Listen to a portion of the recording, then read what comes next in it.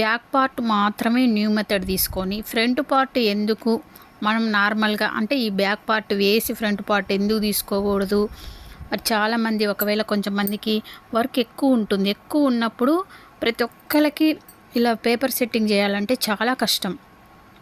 అందుకని ఫ్రంట్ పార్ట్ని ఈ బ్యాక్ పార్ట్ వేసి బ్యాక్ పార్ట్ మాత్రం న్యూ మెథడ్లోనే తీసుకోవాలి. తీసుకున్న తర్వాత ఎందుకంటే బాగా సెట్ అవుతుంది కదా ఈ మెథడ్ అనేది, అందుకని ఒక్కటే బ్యాక్ పార్ట్ని సెట్టింగ్ చేసుకున్నాక ఫ్రంట్ పార్ట్ ఎందుకు తీసుకోకూడదు అని చెప్పి మీకోసం ఈ కటింగ్ వీడియో అనేది చూపిస్తున్నాండి.